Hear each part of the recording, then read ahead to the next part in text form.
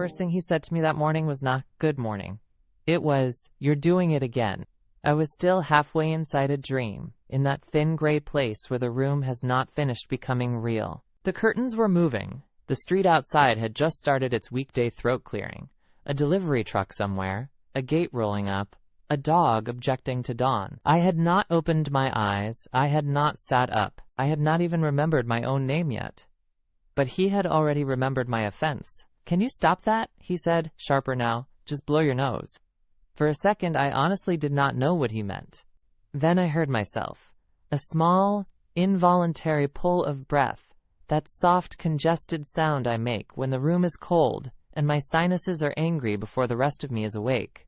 A sound so ordinary, so deeply untheatrical, that if anyone else had done it, I would not even have registered it. But in our apartment, it had a history.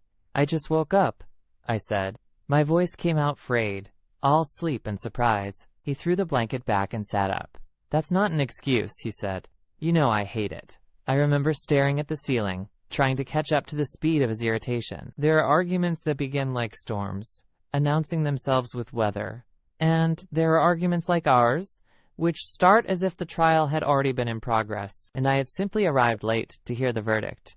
I pushed myself upright, reached for the tissue box on my nightstand, and did what he asked, though I already knew it would not help much. The cold air always made it worse, and blowing my nose usually only left me with watering eyes and the same underlying pressure a minute later. Still, I did it because there is a kind of hope that never fully dies in people like me. The hope that obedience, performed quickly and without attitude, will finally buy peace. It did not. He was already standing, already collecting his charger from the floor, already wearing that look that made me feel as if I had interrupted something noble in him by being insufficiently polished at 7 in the morning.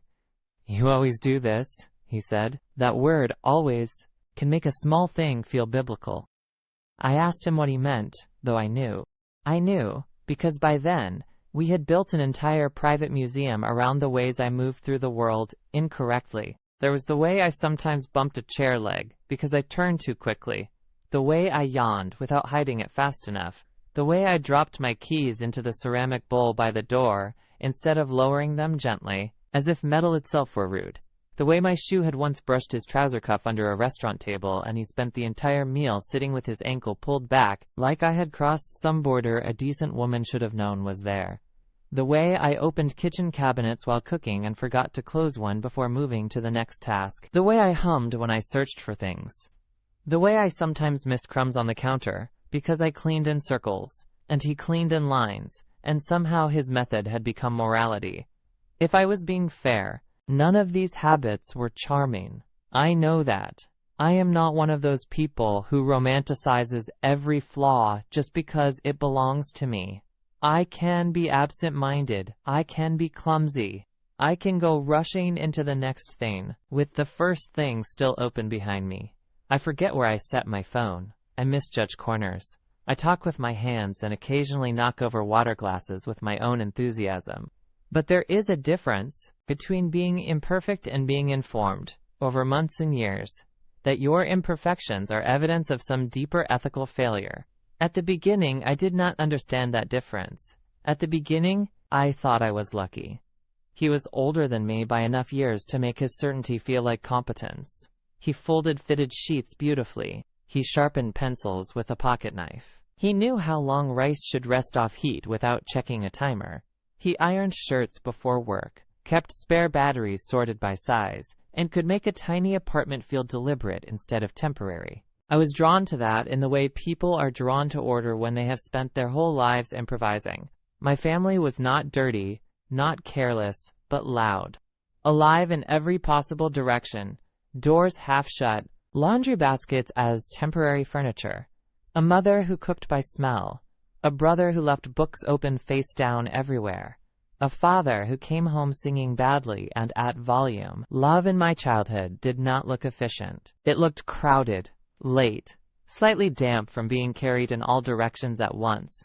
Then I met him, and his apartment looked like no one had ever panicked in it. Even the fruit on the counter seemed to understand posture. The towels matched. The bed corners were square. The forks all faced one direction in the drawer. He had one winter coat for rain, one for work, one for occasions requiring dignity. At 28, I mistook this for wisdom. At 34, I would call it preference. At the time, I treated it like revelation. He used to smile at my disorganization. That is important. In the beginning, he found me endearing. He laughed when I lost an earring and found it inside my sleeve 3 hours later. He called me a whirlwind like it was almost a compliment. He kissed my forehead when I forgot my umbrella. When I bumped my hip on a coffee table, he said, "You and furniture are natural enemies." And because he smiled, I smiled. Because he sounded affectionate, I thought affection was what I was hearing. I do not know exactly when the smile disappeared and the ledger began. That is the problem with some changes. They do not arrive as events, they arrive as revisions. A tone here, a sigh there, a joke repeated until it becomes a summary repeated until it becomes a role. And one day you realize, you have not been living with a man who notices your habits. You have been living with a man who curates them. The morning of the sniffing fight, I followed him into the kitchen, because I had already learned that if I let him leave a room angry, the anger would harden in transit. Better, I had found, to catch it warm. Better to deal with it before it became principle. He was making coffee, measuring grounds with the rigid attention of someone who enjoys being exact in ways that can later be contrasted with your looseness. I leaned against the counter, still cold, still embarrassed by how quickly shame had entered the day. "You were harsh," I said quietly. I was asleep. He did not look up. So I wasn't doing anything to you." That made him set the scoop down. He turned, slowly, which was always worse than a fast reaction. Fast meant impulse. Slow meant architecture. "You always make me into the bad guy," he said. "I tell you something basic, and somehow I'm attacking you." There it was again. Basic. One of his favorite words.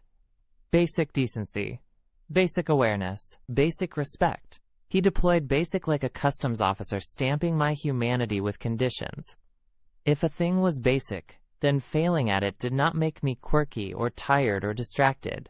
It made me deficient. It meant I had arrived to adulthood missing paperwork. I said, "It's not basic to control what your body does the second you wake up." I should not have said body. That word annoyed him. As if invoking the body was a cheap legal defense, he heard it as me trying to escape accountability through biology, which is a dramatic way of saying I wanted permission to be a mammal before breakfast. "There," he said, pointing at me with the coffee scoop. "That. Exactly that. You do something inconsiderate, then you act like I'm cruel for noticing it." I laughed once, not because anything was funny, but because sometimes disbelief exits the mouth wearing the wrong clothes. He hated that laugh. He called it dismissive. I called it involuntary. Neither answer helped. Then he started listing.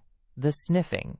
The yawning. The way I dragged my slippers half an inch instead of lifting my feet fully. The way I sometimes forget to wipe the bathroom mirror after washing my face. The way I set grocery bags on the table instead of the floor. The time I brushed against his sleeve while carrying soup. The way I reach across him in the car instead of saying "excuse me" first. The way I leave cabinet doors open. The way I sometimes touch his leg under the table by accident. The way I say, I know, when he reminds me of something, which he said made him feel like a nag even though, he added, "Someone has to teach you these things. Teach me." At some point, without my consent, our relationship had developed a faculty lounge. He was not my boyfriend in those moments. He was a disappointed instructor, and I was a student who kept failing in a visible course called Existing Correctly. He said, "I put up with a lot from you. You don't even notice." I wish I could tell you that was the sentence that changed everything. It should have been. It sounds bad, written down. Plainly bad. But when you have been slowly trained to view yourself through someone else's irritation, you do not hear plain things plainly. You hear them through static. Part of me recoiled. Another part of me immediately began searching for evidence that he was right. Maybe I did ask too much patience. Maybe I was harder to live with than I knew. Maybe love did require being improved. Maybe gratitude meant accepting correction. Maybe. That is one of the loneliest features of these relationships. You become both defendant and prosecution. He barely has to accuse you anymore. You know how to continue on his behalf. I went to work that day with my chest packed tight. I worked at a museum gift shop then, which sounds grander than it was.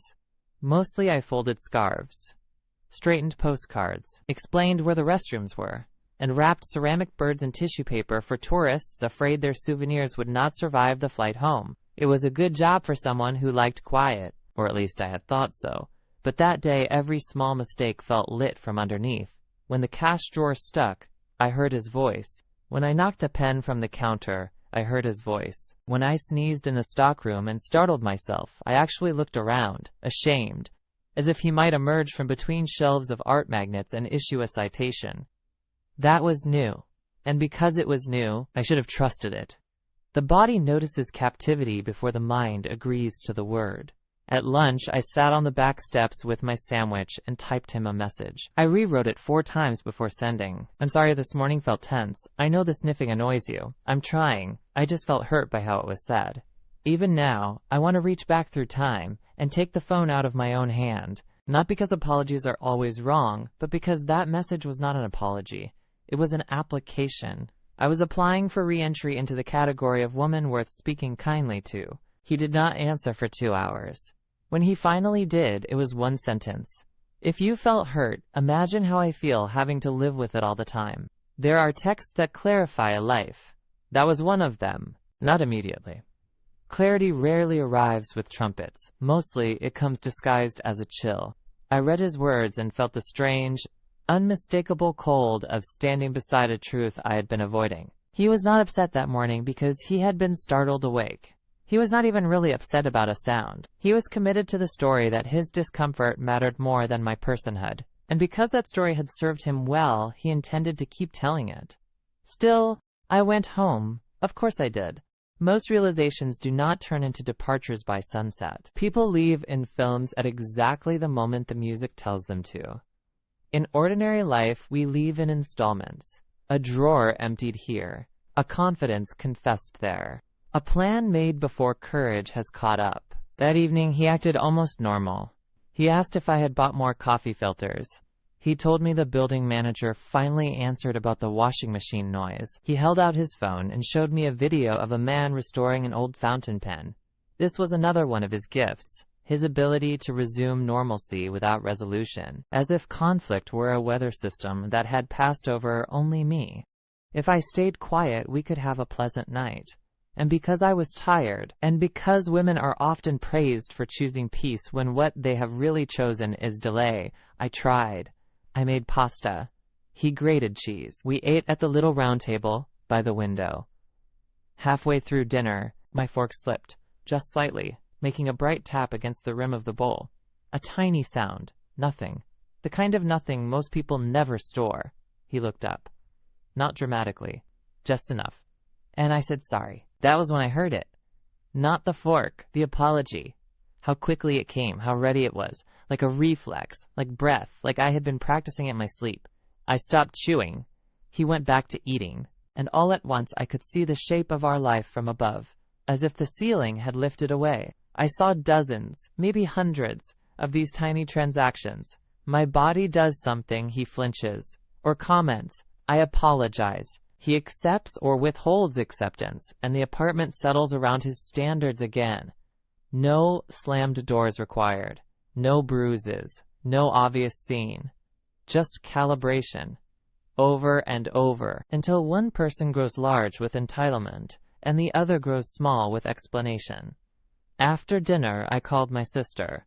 Not because I intended to tell her everything. At first, I only wanted to hear a voice that had known me before I became so interpretable. She answered on speaker, in the middle of bathing her toddler, and I could hear splashing, laughing, a plastic cup hitting tile. All that cheerful domestic chaos I once would have described as exhausting. Instead, it made me want to cry with relief. No one in that bathroom sounded elegant. No one was being graded. She asked how I was, and I said fine. Then she said, "Don't lie in that weird, careful voice. What happened?" There is no one more dangerous to a bad arrangement than someone who remembers your original volume. So I told her.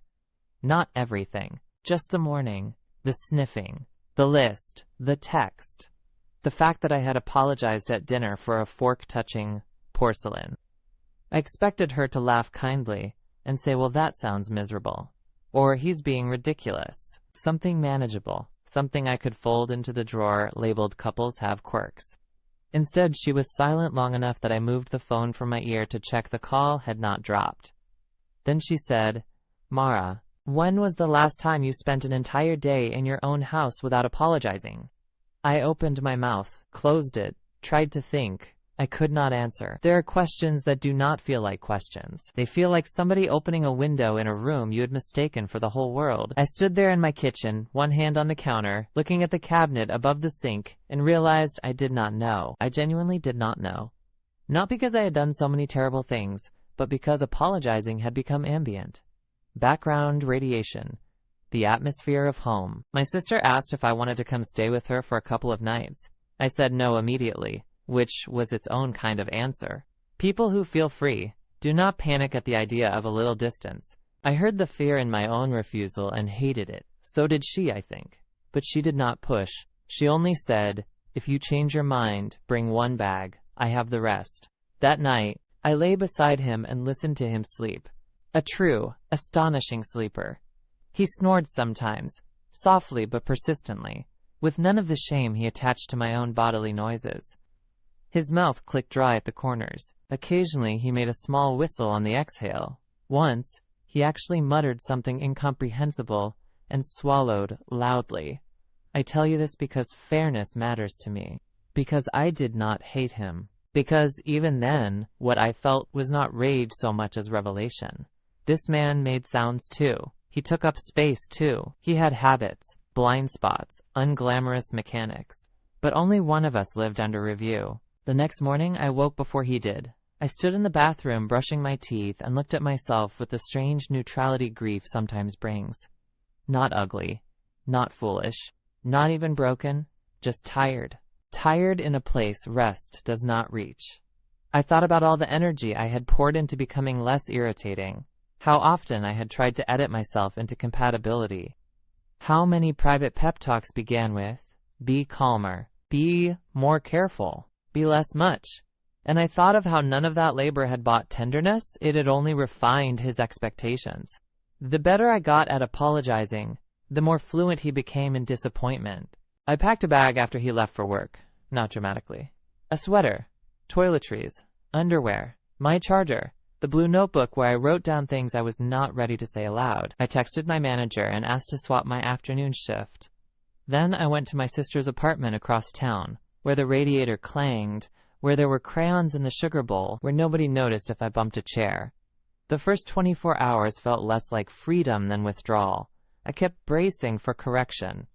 When I sniffed because her toddler had dragged me to a windy playground, I automatically whispered sorry, and my sister said, "To whom? The swings?" When I dropped a spoon in the sink, I froze. When I yawned with my mouth open, I actually lifted a hand halfway to cover it, then stopped, feeling absurd and suddenly furious. Not at her. At the scale of what had happened to me quietly. By the second day, I started noticing absences. No one commented when I hummed while making tea. No one sighed because I left the bedroom slippers crooked by the door. No one turned a momentary inconvenience into evidence of my upbringing. No one spoke to me like patience was a scholarship I should work harder to keep. That was when anger finally arrived. Not hot, but clean. The kind of anger that does not want revenge. It wants proportion. It wants language. It wants to put the furniture of a story back where it belongs.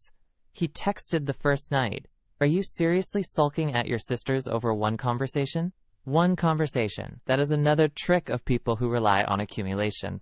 They isolate the last straw, then accuse you of dramatizing straw. I did not answer. He sent another the next morning. I'm not apologizing for wanting basic respect. In my own home. My own home.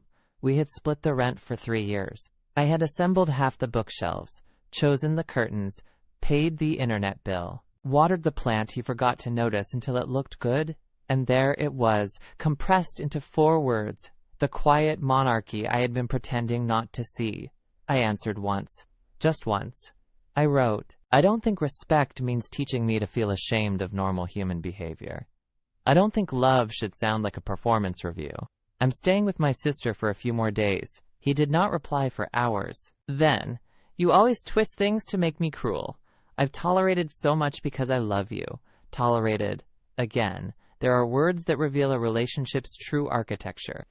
Tolerated was one of ours. You do not tolerate an equal. You tolerate a nuisance. A stain. Rain on a day you wanted sun? To say you tolerate someone you claim to love is to place yourself above them while asking praise for staying seated. I did not answer after that. Instead, I opened the blue notebook. I wrote down every small thing I could remember from the last year that had made me apologize for being alive in uncurated ways. The spoon I dropped. The sneeze he said I could have suppressed. The napkin I shook open too sharply. The shoe brush under the table. The cabinet door. The cold night sniffing. The water glass I set down too hard. The questions he called interruptions. The fidgeting he called childish. The time he asked, with exhausted martyrdom, why everything had to be such an ordeal with me. By the third page, I stopped crying. Not because it hurt less, because it formed a pattern too coherent to negotiate with. This was not a communication issue. This was not two styles clashing in good faith. This was one person preserving power by keeping the other person perpetually slightly at fault. A life can be shrunk that way, not all at once, one flinch at a time. When I went back to the apartment, it was in the afternoon, when sunlight made everything look falsely innocent. I wanted witnesses, so my sister came with me. He was at work. I had texted first to say I was collecting some things. He responded only, "Do whatever you want," which, for once, I intended to. The apartment looked the same. That bothered me. I had wanted some visible correspondence between interior revelation and exterior scene. A shattered lamp. A leaning frame. Something cinematic.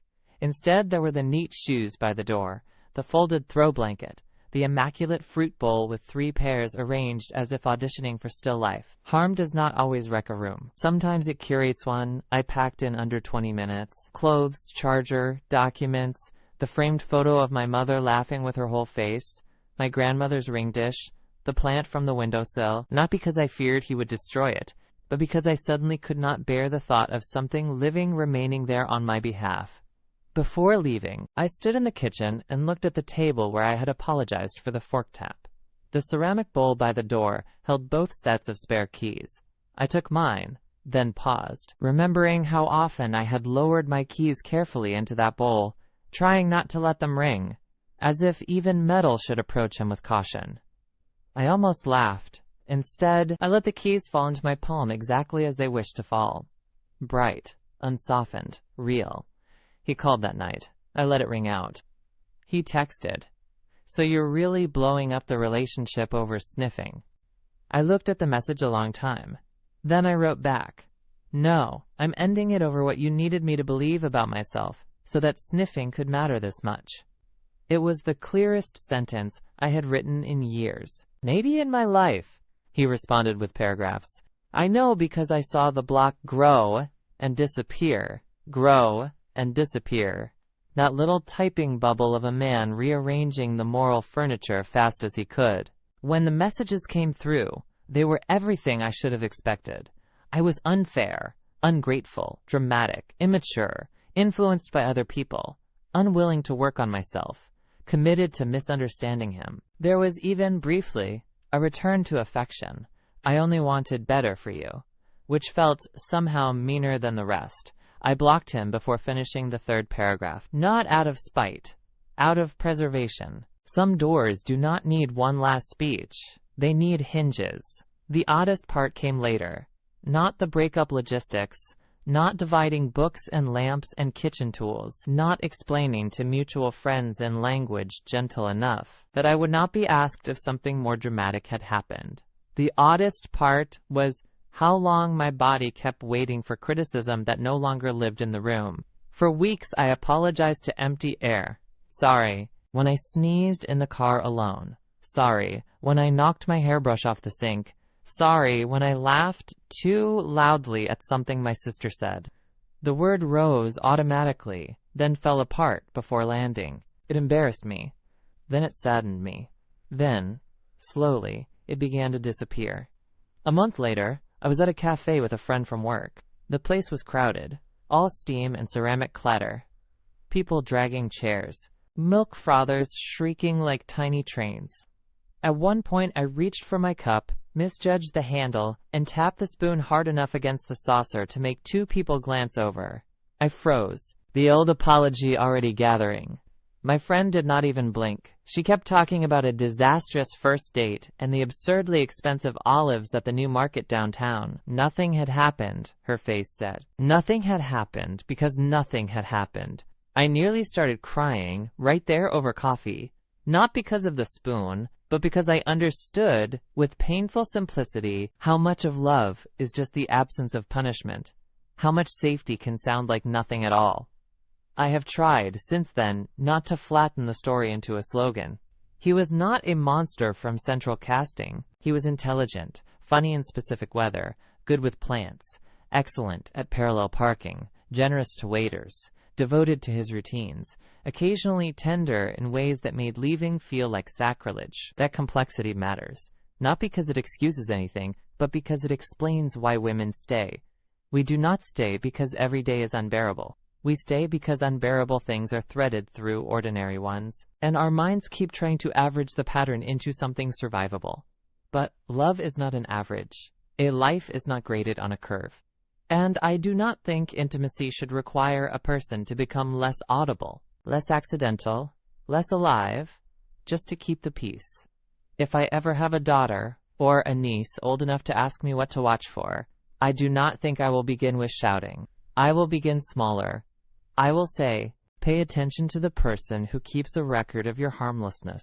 Pay attention to the person who treats your body like a recurring inconvenience. Pay attention to how often you apologize in your own kitchen. Pay attention if love starts to sound like being tolerated. Because by the time someone has convinced you to say sorry for the shape of your yawn, for the drift of your foot, for the reflex of your nose in cold air, for the ordinary percussion of being a person, the real damage is already underway. Not in the argument, in the translation. You stop experiencing yourself firsthand. You start meeting yourself through their irritation, and once that happens, even silence can feel like failure. The first morning in my new apartment, months later, I woke up congested. Autumn had arrived. The radiator hissed. Somebody in the hall was moving furniture at an impossible hour. I sniffed once, then again, still half asleep, and for one foolish second I braced. No voice came. Only the room, plain and patient around me, a chipped mug on the windowsill, two unpacked boxes, a draft under the door, my own breath ungraded. I lay there for a minute longer, listening to nothing happen. Then I smiled, closed my eyes again, and let my body belong to me without apology. Thank you for watching. If this story pulled you in, do me one favor. Hit like, subscribe, and turn on notifications so the next one finds you the moment it drops. Remember, nothing is ever just what it seems. See you on the next one.